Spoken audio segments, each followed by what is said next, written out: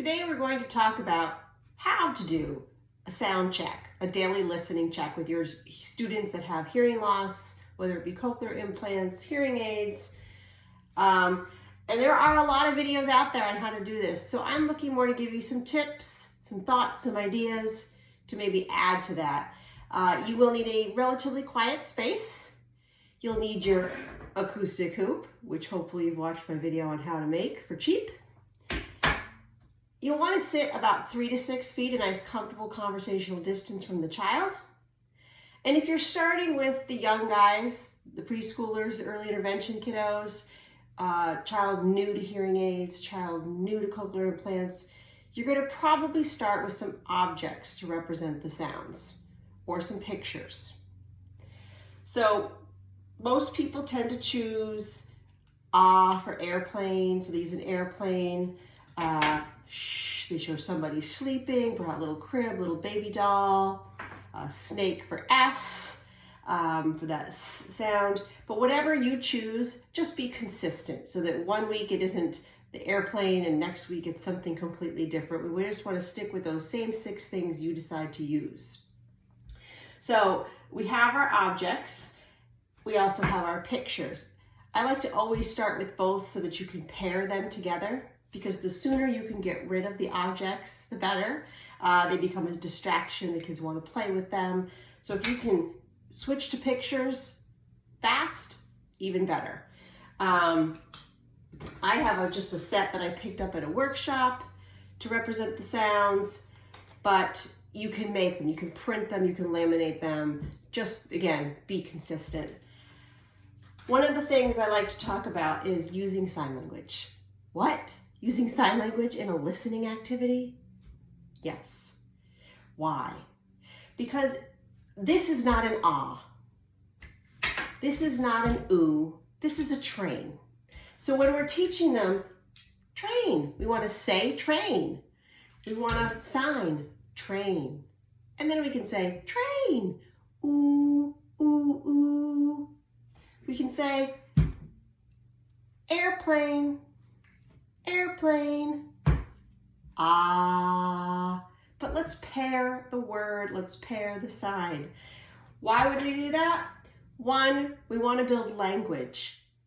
And 2, you're giving the child more response options. If you say to the child, "S," and the child can't make that sound, we want them to be able to sign snake, because we want to get rid of these objects. Because we want to do it quickly and efficiently. So let's use sign language. It gives them more ways to respond. It gives them a better foundation in language. So basically, you're just going to put the objects or the pictures out on the table once we've taught the child the corresponding things, and you're going to present them in a varied order. Don't do the same order every day. They'll catch on. Does the child point to ice cream? Do they pick up that ice cream picture? Do they pick up that object? Do they sign? Okay, we're looking for that quick response. Again, we want to get rid of this as soon as possible. What if they get it wrong? Again, I like an auditory, visual, auditory, sign sandwich. Oh, no, not that one. Try again. Right? We're going to do auditory, visual, auditory, sign. Okay, we want to build the language. And what's the point of it? If they get it wrong, we want them to know what it was. Okay? With my older students, again, I've gotten rid of this. They don't need the objects anymore. They're starting to respond verbally, so I can get the pictures. And it's just a quick, you say, I say it, you say it, I say it, you say it. Then I'm going to add a few things in. I'm going to add in silence. Okay, can they tell me? Nothing. Okay, and of course, I'm going to start to add in some names maybe. Their name, of course, maybe the name of a classmate. I love to do the name of someone who's absent that day because that leads to a whole nother conversation. And then I'm going to start to throw in random questions. If they're not ready for that, maybe just a color to see what they do. But what's the weather? How old are you? Okay, but again, they don't get it, then I'm gonna sign it.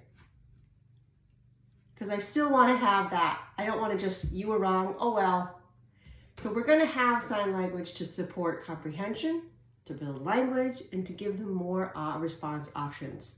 It's still a listening check. But guess what? Now a listening check is for listening, for expressive and receptive language, for speech articulation, and for sign.